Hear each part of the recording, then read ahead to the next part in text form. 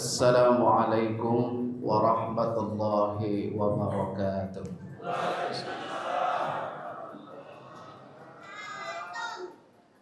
Alhamdulillah wassalatu wassalamu ala Rasulillah wa ala alihi wa sahbihi wa man wala.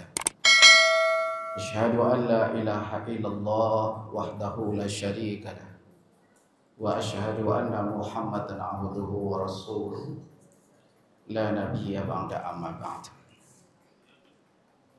Faqala Allah Ta'ala fil kitabil Qur'anil Karim, A'udzu billahi minasy syaithanir rajim. Bismillahirrahmanirrahim. Wa il yarfa'u Ibrahimul qawa'ida minal bayti wa Ismail. Rabbana taqabbal minna innaka antas sami'ul alim. Shadaqallahul azim. Pengurus yang kita hormati, para tokoh masyarakat, Bapak RW, Bapak RT, alim ulama, Bapak dan Ibu jamaah sholat tarawih rahimakumullah, generasi muda dan anak-anak kita yang kita sayangi. Alhamdulillah, saya begitu bangga apabila masuk ke Masjid As-Sakinah ini, Pak. Karena pada detik-detik akhir Ramadan ini banyak dari masjid yang sudah mulai kosong satu persatu. Tak kala saya berangkat tadi dari rumah, dari Sungai Lare, itu saya pas masuk dari Belimbing saja itu toko-toko sudah penuh, Pak. Orang masih azan, tapi masih toko masih lagi penuh. Allahu alam, mudah-mudahan mereka menunaikan sholat tarawih. Tapi di Masjid As-Sakinah saya lihat tidak berkurang, penuh, sesak semuanya. Mudah-mudahan Allah berikan istiqomah kita sampai akhir bulan Ramadan. Amin ya rabbal alamin. A'udzubillahi minasyaitonir rajim. Bismillahirrahmanirrahim. Radina billahi rabba wa bil islami dina wa bi Muhammadin nabiyya wa rasulah. Rabbi zidna ilman warzuqna fahman. Allahumma faqihna fid din wa alimna ta'wil. Ya Allah ya Rahman, tambahlah ilmu kami ya Allah. Berikan pemahaman kepada kami ya Allah. Ya Allah ya Rahman, jauhkan dari diri kami segala sifat-sifat yang keji ya Allah. Sifat-sifat mendengki. Dekatkan kepada kami segala bentuk sifat-sifat yang terpuji ya Allah. Ya Allah, jadikan ilmu ini bermanfaat bagi kami, tidak hanya di dunia ini tetapi juga di akhirat nanti. Amin ya rabbal alamin.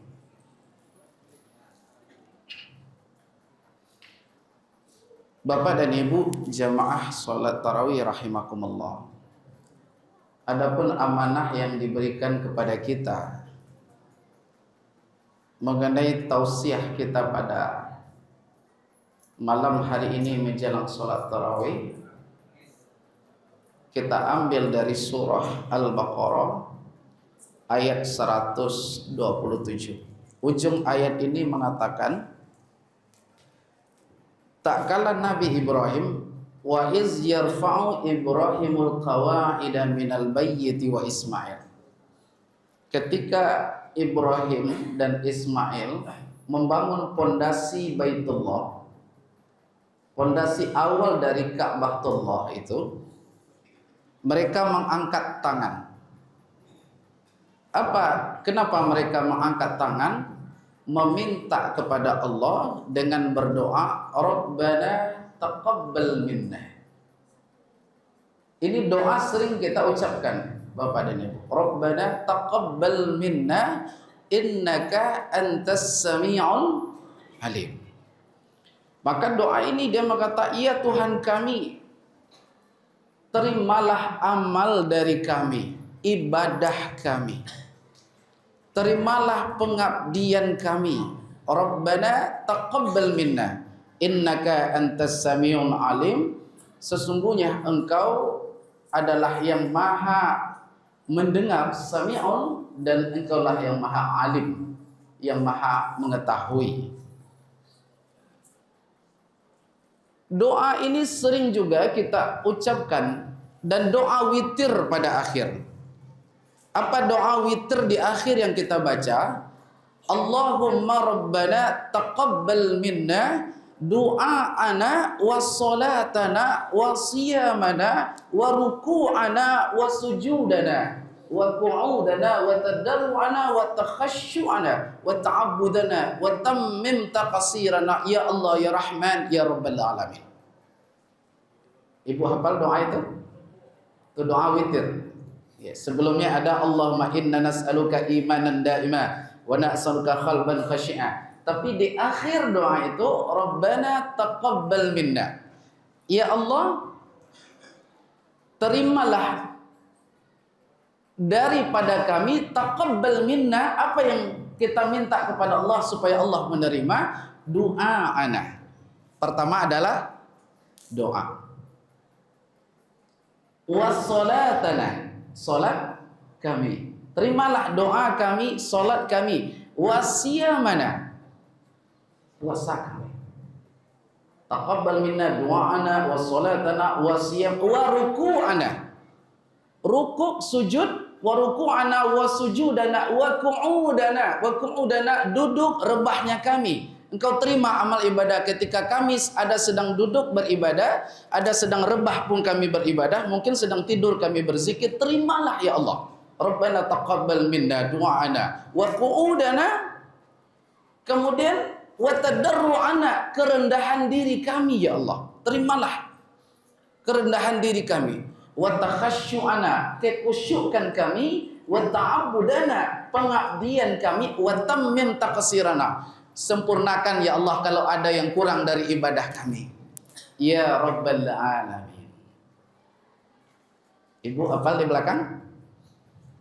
Ibu hafal? Coba kita ulang sama-sama. Rabbana taqabbal minna. Satu, doa ana wa salatana wa siyya wa ruku wa sujud wa qu'u wa tadarru'ana wa takhasyu'ana wa ta'abbudana wa tammim taqsirana ya Rabbal alamin. Ibu dan bapak, ini amanah yang diberikan pengurus kepada kita. Kita sudah susah beribadah, kita minta kepada Allah ibadah itu. Ternyata amal ibadah kita ditolak oleh Allah Subhanahu wa taala. Hari ini, malam ini kita akan melihat apa saja yang menyebabkan amal ibadah seseorang ditolak oleh Allah Subhanahu wa taala. Ngeri, Bu. Jangan-jangan kita ibadah dari awal sampai sekarang tak satu pun Allah yang terima. Tapi tidaklah itu untuk mematahkan semangat kita. Karena posisi kita sebagai orang mukmin itu antara roja' dengan khauf. Roja' itu harap akan amal ibadah kita diterima oleh Allah.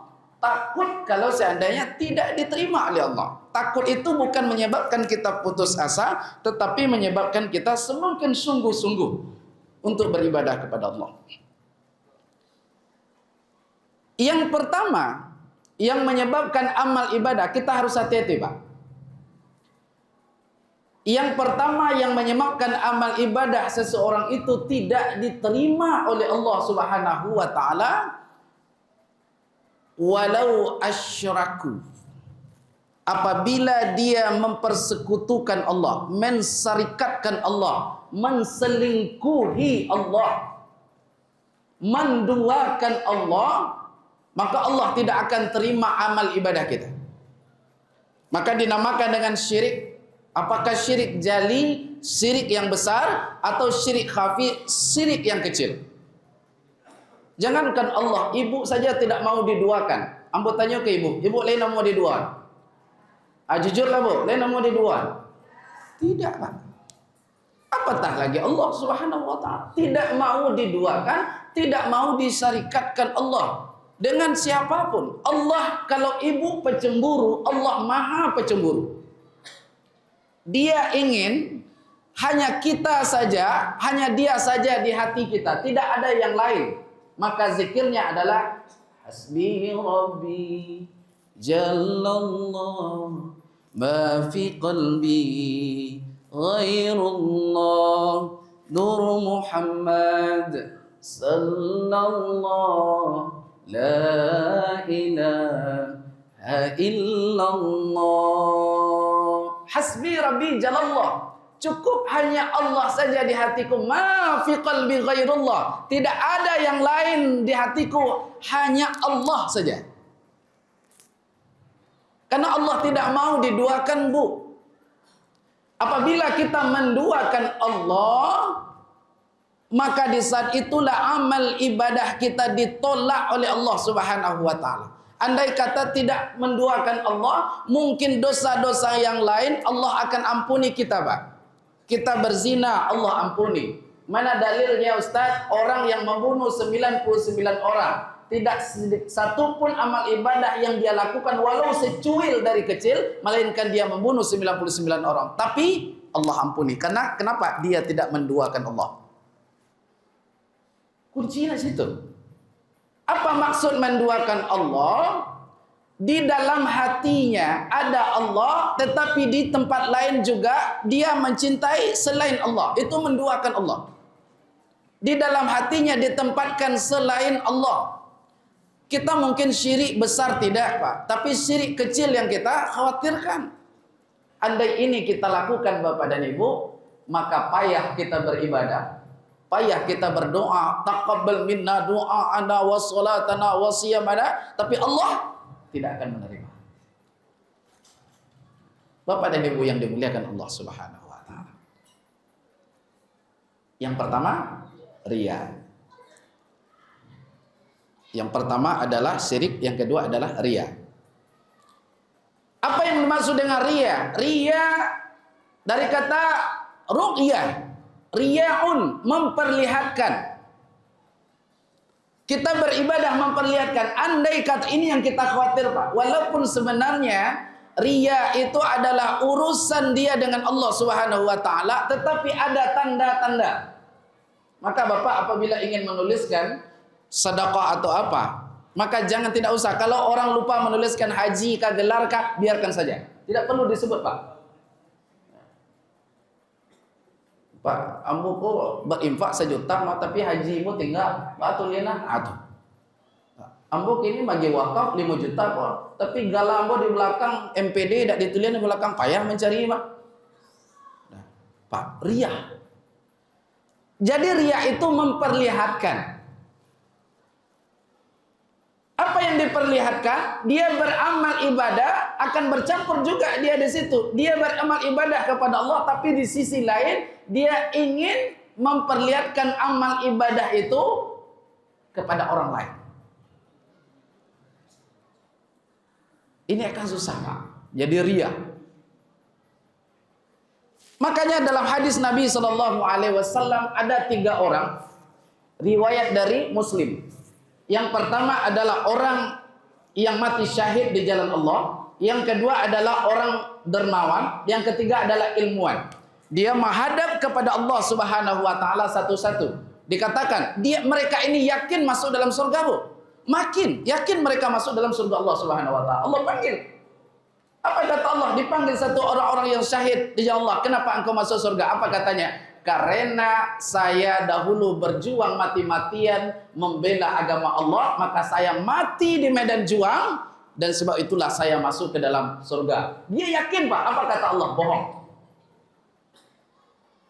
Apa kata Allah? Engkau karena berjuang di jalan Allah itu karena ingin disebut pahlawan, ingin disebut hebat, ingin disebut hero, ingin disebut kemudian berjasa. Sebab itulah supaya namamu nanti disebut pahlawan pada tahun sekian.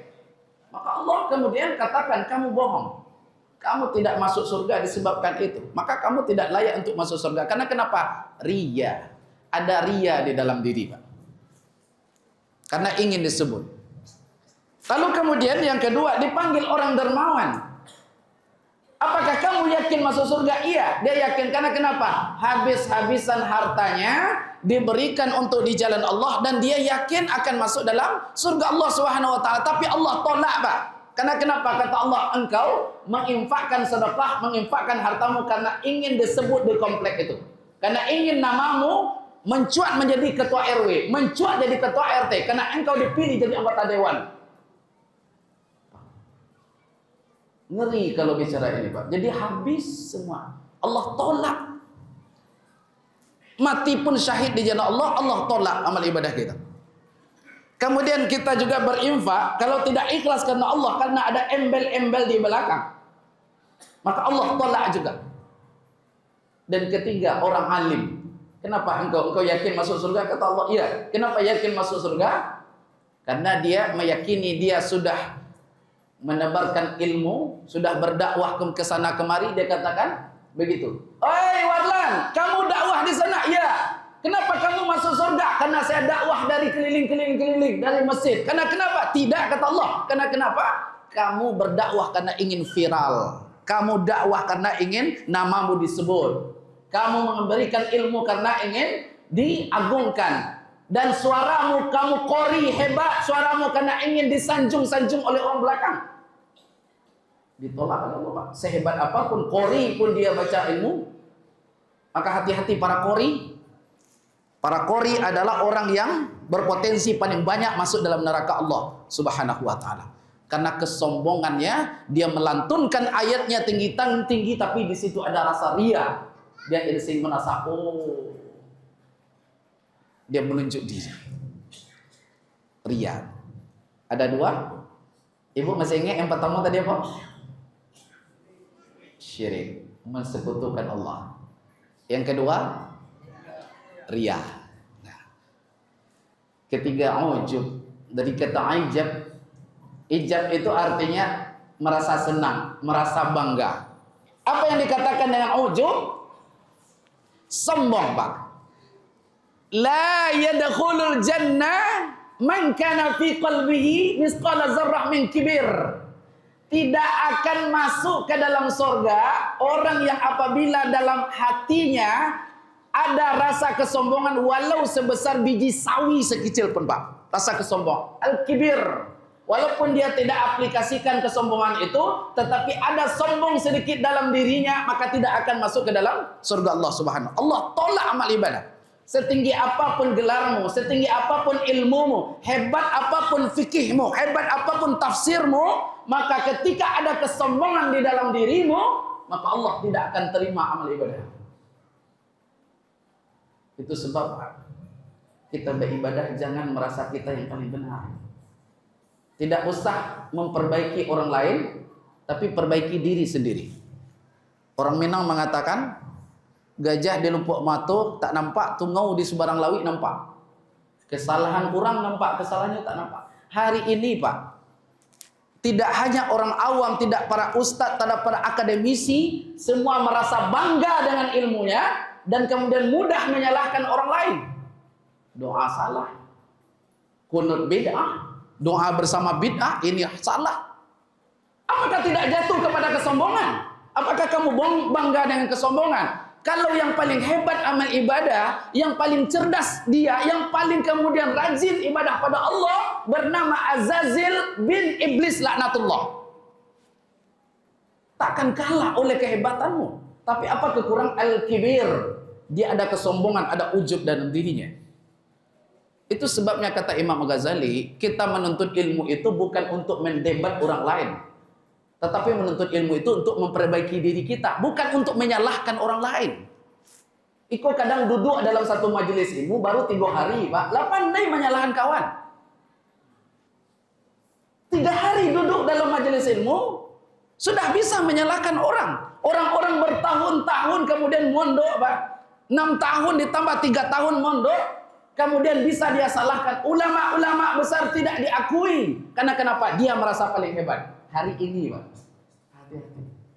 La yadkhulul jannah man kana fil qalbihi, tidak akan masuk surga apabila dalam dirinya ada kesombongan. Sehebat apapun ilmu fikihmu, apakah kamu hafal Quran sekalipun, atau kamu hafal semua hadis Nabi, apa kamu juga pintar tafsir Al-Quran, ilmu fikih hebat, tapi kalau kesombongan ada dalam dirimu, yakin kau tidak akan masuk surga.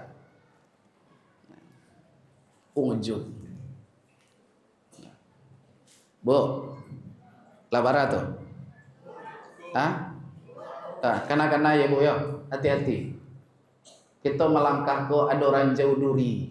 Kecil kita hebat juga. Kecil kita di amal ibadah kita bagus juga. Itu sebabnya penting ilmu. Ambo ulang balik supaya tercelak mata tu. Yang pertama apa? Syirik, bagus. Yang kedua? Oke. Ya, yang ketiga? Ujub, bangga pada diri. Hati-hati. Bangga ini banyak, Pak. Bisa saja kita karena ilmu, atau bisa saja karena keturunan kita, atau karena pakaian kita pun bisa jadi bangga. Atau karena gelar kita pun bisa menjadi ujub. Yang keempat, doa atau amal ibadah ditolak oleh Allah. Ya ayyuhallazina amanu la tubtilu sadaqatikum bil manni wal azah. Amal ibadah seseorang tidak akan ada gunanya yang dia buat apabila dia merusak sedekahnya dengan cara menyebut-nyebut apa yang sudah diinfakkan. Hati-hati Bu, ketika nanti ini banyak terjadi ketika Idul Adha. Kalau kita sudah serahkan korban kita, palingkan wajah kita supaya nanti tidak kita sebut-sebut dan kita rusak dari amal ibadah kita. Andai kata panitia korban dia menyeleweng, maka urusan dia dengan Allah Subhanahu wa taala. Bukan urusan kita, Pak. Biar dia yang bertanggungjawabkan di hadapan Allah Subhanahu wa taala, bukan urusan kita. Tapi kalau kita ikut menyebut-nyebut apabila ada ambo hatinya ya, ada ambo kemudian kakinya ya, ambo tulangnya kolongan, agil ambo tulang. La tubtilu sadaqatikum. Jangan kau sebut-sebut sedekahmu dan itu tidak akan bermanfaat dan amal ibadahmu akan ditolak oleh Allah Subhanahu wa taala. Bil manni wal azah, dan menyakiti orang lain. Menyebut-nyebut. Jemberai, Pak. Enggak. Itu sebantanya Bu dalam mun. Aduh 9-8 hari lain dengan ceramah kan? Ya. Terakhir, apa yang menyebabkan seseorang itu amal ibadahnya ditolak? Apabila orang itu menyakiti sesamanya. Dalam hadis Nabi SAW diriwayatkan oleh Muslim, Rasulullah SAW bertanya, siapakah orang yang bangkrut di kemudian hari? Ditanya oleh Allah, kecil ibu saya yang orang bangkrut. Kita ini dengan Allah kan sedang berniaga. Liyastaru bihi samanan qalila. Kita sedang berniaga dengan Allah. Hendaklah perniagaanmu itu untung dengan Allah. Jangan rugi. Tapi ada orang yang bangkrut nanti di akhirat, Pak. Siapa mereka? Yang mereka sholat ketika di dunia, puasa ketika di dunia, zakat ketika di dunia, menaikkan haji ketika di dunia. Lalu kemudian dibawa amal ibadah itu ke hadapan Allah Subhanahu wa taala, tapi di sisi lain ketika dia sholat orang lain juga dia sakiti, ketika dia berinfak orang lain juga ikut dicacinya, ketika dia naik haji harta orang juga dimakannya, dia ikut menumpahkan darah, maka amal ibadah sholatnya, puasanya, hajinya, zakatnya ditolak oleh Allah Subhanahu wa taala. Ini jelas, Pak. Malahan nanti di akhir itu, kenapa? Ketika ada orang yang dia sakiti, ketika ada orang yang dia caci, itu sebabnya Pak, baik-baik hubungan dengan tetangga, baik-baik hubungan dengan jamaah. Usahakan kita itu tidak berselisih paham dengan sesiapapun. Itu yang kita cari, Pak. Sehebat apapun amal ibadah kita, kalau kita berselisih paham je tetangga, berselisih paham je jamaah, berselisih paham je orang sekitar, yakin amal ibadah kita ditolak oleh Allah Subhanahu wa taala. Malahan nanti di akhirat ketika ada amal ibadah kita itu Allah bagi-bagikan, Pak, kepada orang yang kita sakiti. Kita punya amal ibadah puasa, punya amal ibadah haji, punya amal ibadah zakat. Allah bagi-bagikan. Sulah bara banyak orang yang kita sakiti. Dan kita tidak pernah minta maaf sampai kini, maka amal ibadah bapak dan ibu kita semua akan dibagi-bagikan Allah kepada orang yang kita sakiti itu. Andai kata nanti setelah Allah bagi-bagikan amal ibadah kita tidaklah cukup dengan amal ibadah kita, maka selanjutnya Allah ambil dosa orang itu kemudian diberikan kepada kita. Kita yang menanggung dosa itu. Ini yang menyebabkan amal ibadah kita ditolak oleh Allah Subhanahu wa taala. Nah, leta kenapa? Oh, Bu. Nah, leta kenapa? Ikusi di Bu pulanglah jadi loh, Pak. Tapi diamalkan, Pak, ya. Ya, terutama diri yang sendiri mengamalkan. Kita hati-hati dengan yang limo kok, Pak. Ya. Yang pertama apa tadi? Syirik, ya. Jangan mempersekutukan Allah. Yang kedua, ria. Ya. Jangan kita ingin menunjuk-nunjuk, jangan kita merasa ingin dilihat orang tuh. Capek, Bu. Capek kita ibadah kalau ingin dilihat. Cobalah. Orang yang suka dilihat amal ibadahnya, kalau tidak dicari dia orang hanya latih seorang saja tuh, Pak. Ketiga, ujub, sombong. Keempat, menyebut-nyebut apa yang disedekahkan, apa yang diamalkan. Yang kelima, menyakiti orang lain. Orang ini bangkrut, bukan untung rugi, bukan rugi, bukan pulang pokok, tapi bangkrut. Malahan ketika amal ibadahnya habis, dosa orang nanti dipindah oleh Allah kepada kita, Pak. Mudah-mudahan ada manfaat. Subhanakallahumma wa bihamdika asyhadu an la ilaha illa anta astaghfiruka wa atubu ilaik. Jagalah hati, jangan kau kotori. Jagalah hati, lentera hidup ini. Jagalah hati, jangan kau nodai. Jagalah hati, cahaya ilahi. Assalamualaikum warahmatullahi wabarakatuh.